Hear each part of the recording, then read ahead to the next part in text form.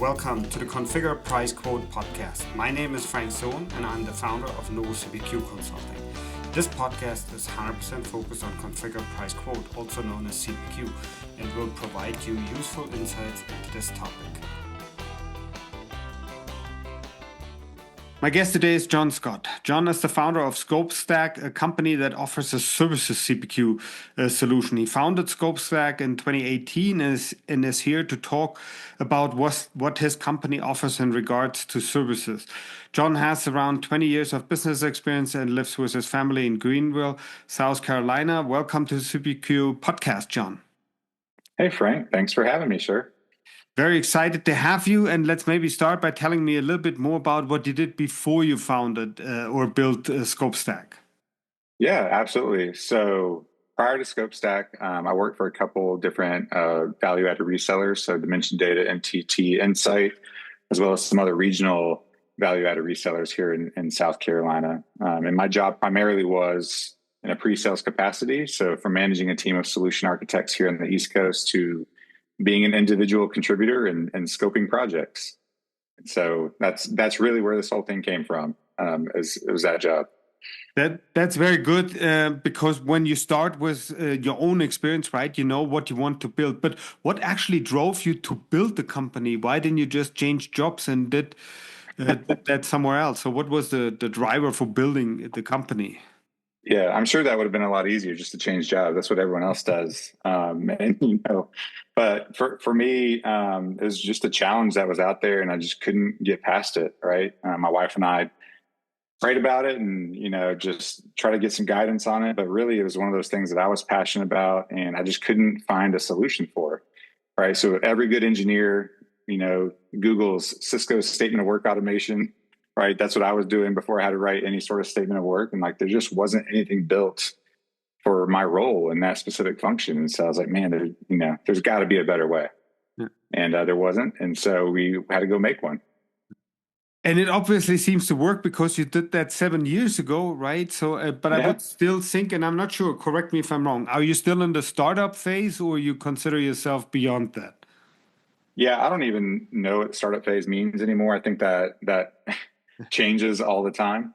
But for me, we have clients from here in the US to Australia, and we're working with really large customers to smaller customers. And, we're solving the problem. That's what's important to me is that we're solving this problem. It's not as much as, what phase are we in right now, but it's absolutely, are we actually solving the problem and are we good at what we do? Yeah, got it. And you're still privately funded, right? So you haven't received any Correct. Investment rounds so far. No, we did take in a round a couple of years ago from a partner, Cultivation Capital, and they've been a great partner for us to really allow us to kind of scale and continue to invest in the product and the team. And so we have a little bit of that, but other than that, myself and my co-founder Andy continue to own and operate the business. And now I have to ask, since you mentioned you're no longer in the startup phase, what is the most interesting work that you do at this point in time?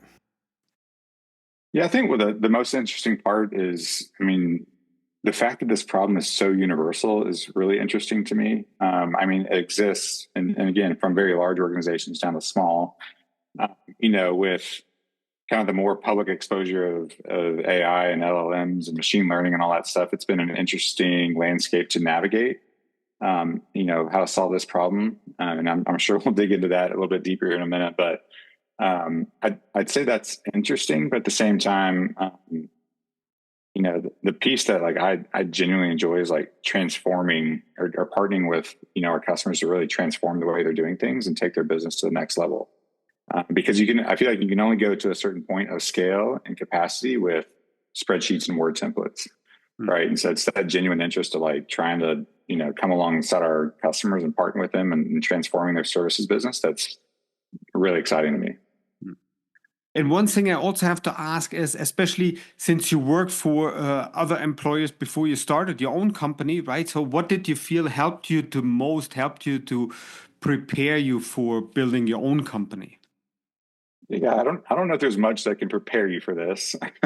But at the same time, living in that job as a solution architect, someone responsible for scoping engagements. Like I heard someone describe it one time as like an earned secret. I mean, you can apply this to really anything. Like I earned, by spending those hours of writing statements of work manually in Word templates, like identifying what this problem is, right? Now, I know there are a bunch of peers out there that also know what the problem is, but they prefer to stay in their probably very comfortable job, getting paid a lot of money, rather than quitting and starting something from scratch.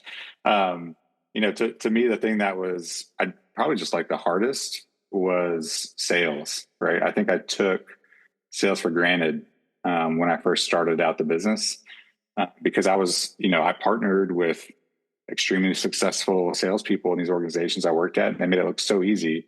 I'm like, oh, well, anyone can do that. Anyone can play golf, right? But that's not it, right? And so that was probably the hardest part for me, was just getting used to the motion of selling. So that was a challenge for sure. And what surprised you the most? So you already mentioned, okay, the sales, you took it more for granted. Was there anything else that really surprised you that you found out when you started the company that you had to do that? I think like the people component of starting any business is really, I mean, you never know what's going to happen with people, right? And so navigating, difficult conversations, good conversations, or just navigating that in general.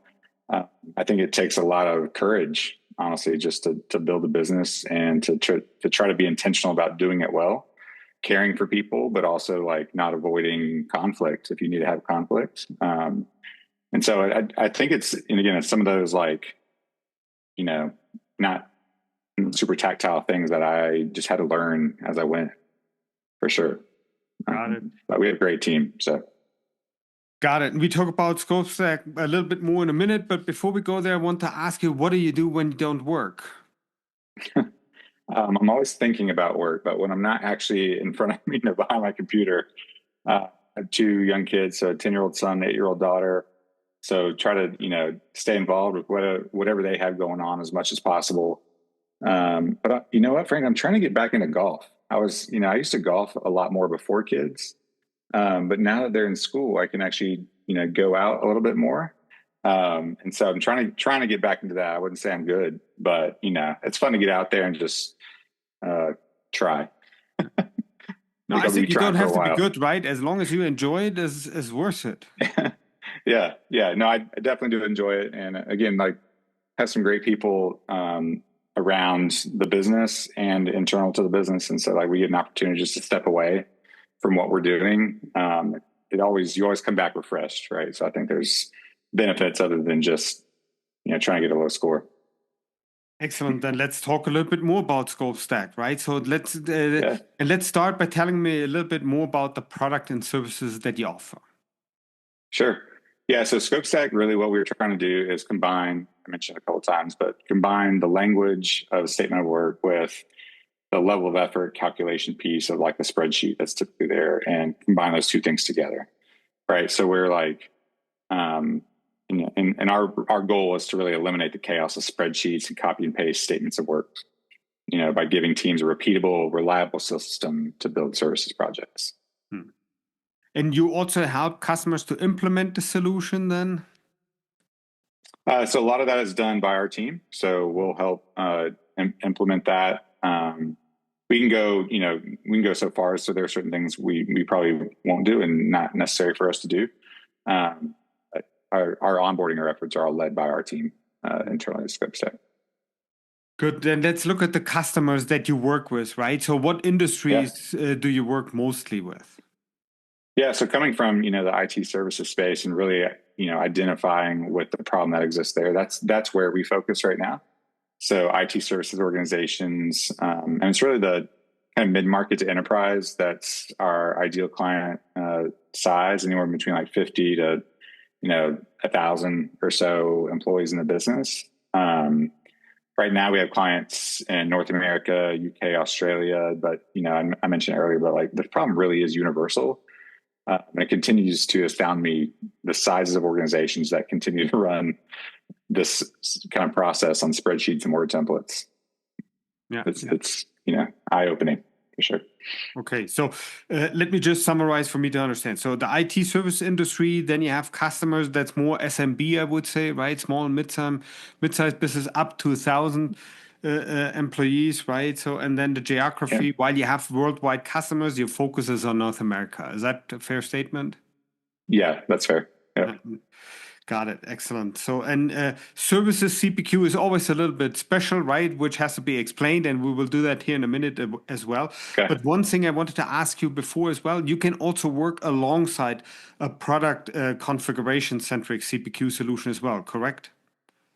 Yeah, absolutely. I think, the way we think about it is like we complement product CPQs, like a Salesforce CPQ, or I mean, there are many others. But continue to operate in that process from the product standpoint. But ScopeStack really handles the services, right? So labor estimates, tasks, pricing, project planning. Um, so you use ScopeStack for the services piece. Continue to use your product CPQ. They complement each other.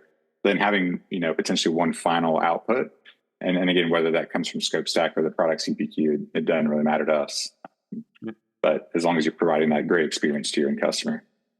Let me also ask, so your customers, what product CPQs do they most often use when they have one? Yeah. Yeah. So I think the big ones, right? So Salesforce, NetSuite, Dynamics are probably the most common product CPQs that we see. You're starting to see a lot more kind of specific things. I can't remember all the names of them, but you're not talking about a large component of a larger ERP necessarily. You're talking about just a product CPQ, just a services CPQ, right? So you're seeing these very niche solutions come up as well that we're starting to see for sure. And then let's also to clarify for everyone when we talk about service CPQ in new words, what does it do? What does it mean, the services CPQ? Yeah, so from a services standpoint, it's we had like Ernst & Young come talk to us one time, and they were doing a dynamic CPQ rollout, and they're like, hey, they keep telling us this won't work for services, and that's typically true, right? Because all product you're talking about kind of SKUs and product components.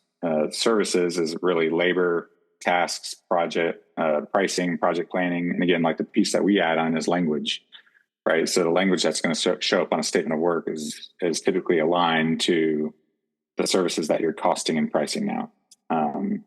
So it's just a different beast. It's a different product, if you will, in and of itself, and services. And so I think it requires some specialized UI and logic in order to do that. Got it. And I want to go back to the company for 1 minute, right? So, and just see how many employees do you have at this time, and where is the headquarter? Yeah, so we're here. Majority of our team is here in Greenville. We all work remote, so we're all working from home to keep those costs down. But we're up to about 10 folks now in the business.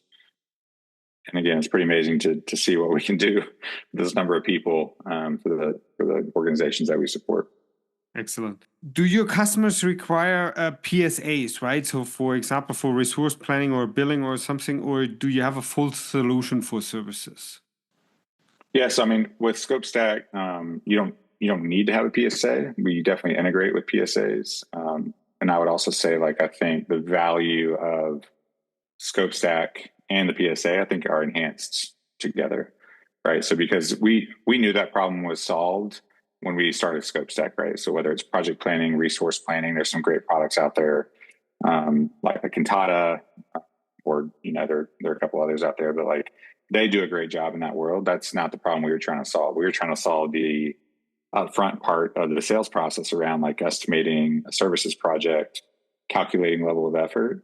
But where those two things really play well together is that I can scope a project, push that to my PSA to allow the engineers to track their time, perform ticketing. But then the ideal situation is to pull those actuals back into my scoping platform to give me that closed loop. So now next time I go scope out that engagement, I can see was I far off, or was I aligned from that standpoint. And I think there's a massive opportunity there to close that loop and make people better at the scoping process. Got it. And then from your point of view, I was wondering, what should every customer that works with professional and educational and managed services consider before they go ahead and buy or look at different services solutions? Yeah, I think you need to ask yourself, do you really know what services you offer and how you sell them? Right. If you're scoping lives in people's heads, or it's messy documents, you're risking consistency. I think you're risking margin. I think you're going to cause delivery headaches down the road. But if you can invest in thinking through what it looks like to standardize your services first, then ScopeStack becomes that tool or that mechanism to allow you to scale that. Right. But you really need to think through that prior. And again, whether it's ScopeStack or any sort of service CPQ, you need to think through what it looks like and what services you want to sell, how you price them, how you cost out, and then how you calculate level of effort, right? And that's a conversation we'll typically, we try to have on the front end, but sometimes we get into it in onboarding and it becomes a much larger kind of consultative conversation as opposed to, hey, let's just configure a few things in ScopeStack. We had one customer say, implementing ScopeStack was, the hard part was not the technology of ScopeStack. It was like all the business conversations I had to have internally, right? Getting people to buy in to change. It wasn't the technology or the software. It was all those conversations that needed to happen first. So I think that applies for any system, really, right? Hello, everyone. If you have any questions concerning CPQ, consider contacting us at info@novocpq.com because we help customers with all kinds of questions related to CPQ. So we're involved in customer projects and we provide industry analyst services. So let me give you 2 examples on what helps a lot of customers regularly and see if that would be a help to you. The number one is we help customers find the right CPQ solution for them. We do that for customers of all sizes in all industries. I've been working in the industry since '96, and we help you to find the right solution. We do that with one-on-one meetings and projects, but we also do that through written reports. So we have the CPQ analyst report is our latest report. We currently have 6 and we'll soon have 7 available. And then throughout the year, we're striving to have around 20, hopefully more by the end of the year, and there will be even more reports. And we also help customers to stay up to date with what's happening in the CPQ world. If you already have a solution and you want to see what's new, we have a subscription that offers a number of hours and a monthly newsletter that shows what's happening in the CPQ space. It's our CPQ Circle subscription. If you have any questions about this, send us an email at info@novocpq.com. And what would you say, what are the 3 capabilities that help you to sell ScopeStack the most? They say, hey, this is really making a difference for customers, and that helps you to show them the value of your solution. Yeah, I think kind of the core one, right, is we talk about it as like presenting one voice to your customer. So instead of Frank's version of a solution or John's version, right, it's IT service organization's voice on how we implement this. So I think that consistency piece, presenting one voice to your customer. The other piece is getting out of an offline kind of spreadsheet mentality into a software that then can integrate, right? So we built ScopeStack to fit in between the CRM and the PSA. Prior to ScopeStack, everything kind of goes offline. Right. So having that integrated approach, that sales approach, is definitely compelling. And really the third one, we have a pretty unique thing called surveys inside of ScopeStack. So it allows a non-technical seller to, enter inputs and get recommended services for a statement of work. Right. And so now there's this idea that I can enable my sellers to start scoping or even just estimating services solutions without getting a highly paid resource there in a meeting, multiple meetings, right? I can kind of get in front of that scoping conversation early on and, drive more pipeline ideally. Excellent. So when we talk about this, tell me about the typical project, how that would look like for ScopeStack. Yeah, you're probably talking, 6 to 12 weeks is a good estimate. It could be shorter than that if you have a clear service catalog. In terms of just configuring the basics and being able to get a statement of work out the door, we can do that in 24 hours. That's typically not right what's happening. It's hey, we want to think through, or hopefully they've already thought through, like I mentioned earlier, right? What services we sell, what we want to really get out of this initial engagement in ScopeStack. Because we typically like to, start lean and then add more bells and whistles as we go, right? We don't try to, give you this Cadillac with all the things from the very beginning, because it typically muddies the water. So, I think that's a good estimate, about 6 to 12 weeks. And who is needed to maintain the solution, right? So, as you said, so for example, to set up the statement of work, right? So with all the different options, what does someone need to know in order to maintain this, or do you maintain most of this for most customers? No, it's largely maintained by the customer themselves, right? So the approach these successful companies take is really looking at it as like a living services library. Sometimes they have a individual that's responsible for that, right? And they're taking all the information kind of from across the team to actively keep that up to date. Other times that responsibility is allocated across like practice areas. So like networking, you own your stuff. Security, you own your stuff. Data center, you own your stuff. But for the most part, it's a living resource. And so, you need to stay intentional about it, and we often see like they're setting quarterly or biannual reviews to keep everything fresh. But again, once you get it up and running, right, it requires, a little maintenance other than like a quarterly refresh, if you will. Okay. But the cool part about it, we also have some analytics around like what services are you using most as well, right? So you can kind of see, let's prioritize this. Is this looking good? If we only, scope this service or the solution one time, then do we even need to spend the time on it right now? Right. Got it. And what would you say, what are the biggest challenges that the customers that you work with, what do you encounter there? What are the biggest challenges? Yeah, I mean, I think it's, poor internal alignment, honestly, and then just unclear service definitions. So like, those business conversations I mentioned having earlier, like if those aren't being had already, start them after you start a subscription with ScopeStack.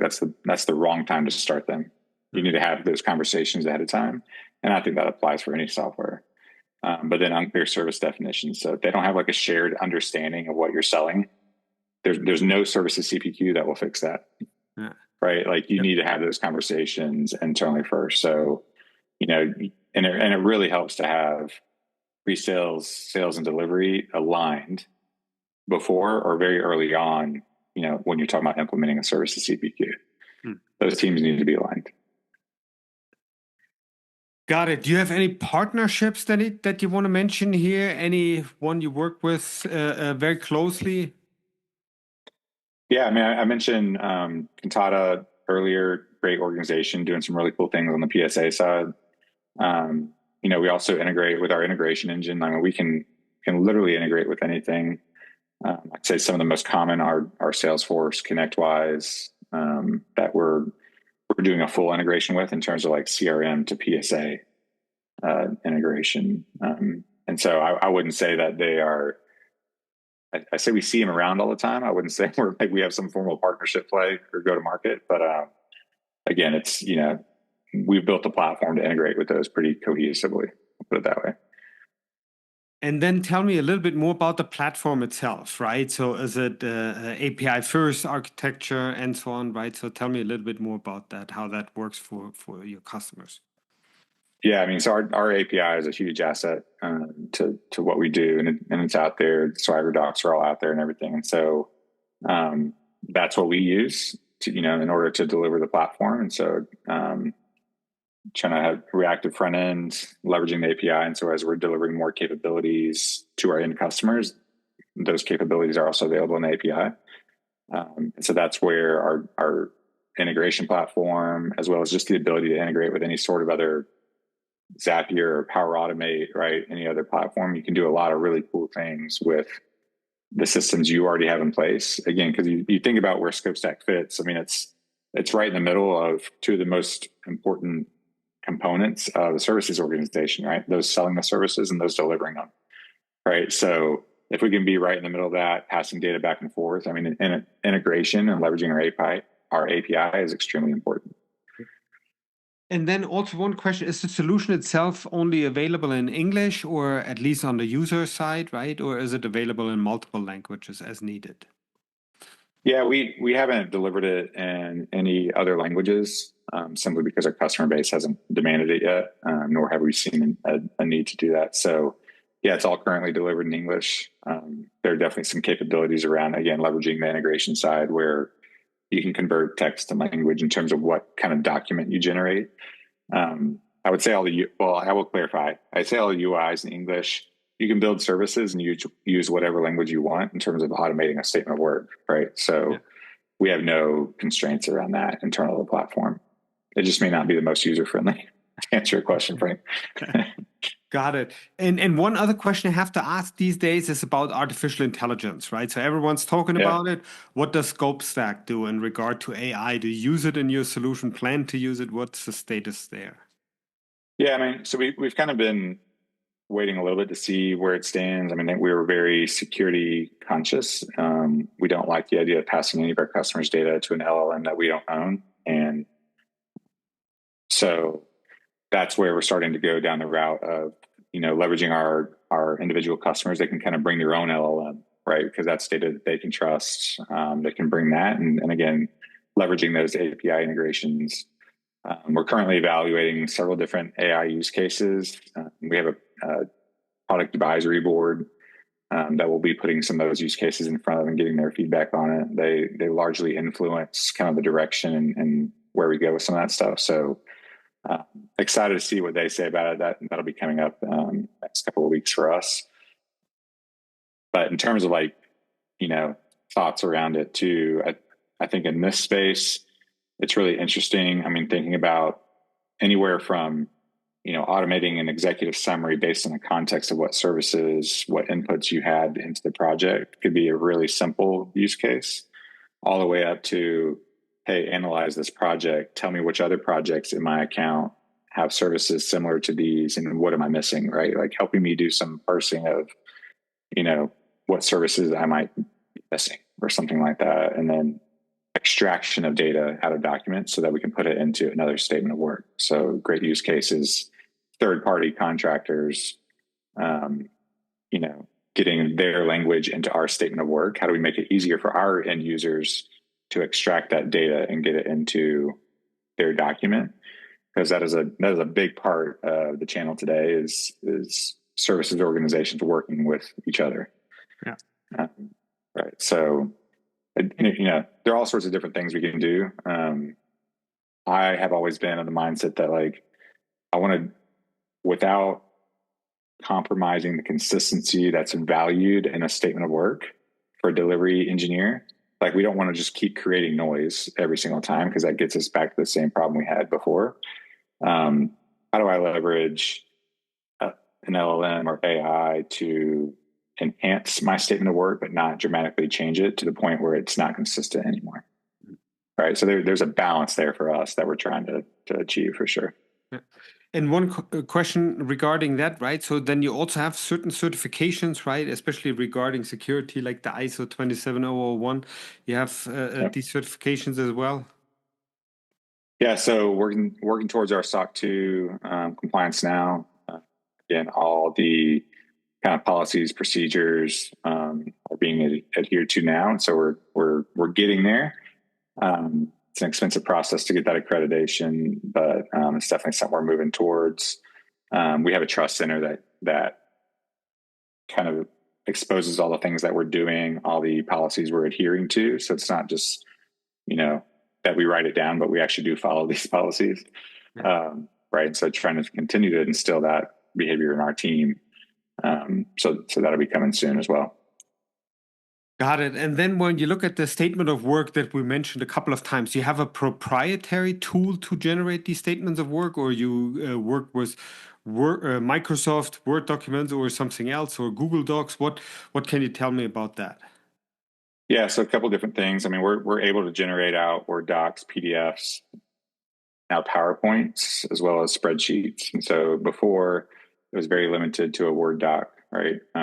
We were using some backend logic to insert kind of dynamic fields into a Word doc, and mainly because our very first customer, who has been on since March of like 2018, they said, "Hey, I need to be able to generate a document that looks exactly like my current document in Word doc format. So I don't want an HTML thing. Like my legal team wants a Word doc, my customers want a Word doc.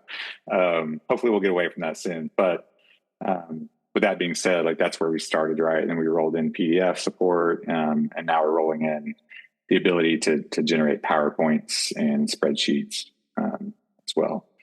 So really excited about that because it kind of extends a whole world of possibilities around how do we present, a presentation to a client that's aligned to these services, and then to an estimate, and then to a full-on statement of work. That we're starting to see a lot more customers kind of go with that approach. Great. Unfortunately, we're coming to the end of this episode. Hence, the last information is we will have Jon's LinkedIn information in the show notes, as well as the YouTube channel. You should check that one out as well. He has supposedly done some entertaining videos over there. Jon, thank you very much for making time for the CPQ podcast today. Yeah, Frank, thanks for your time, man.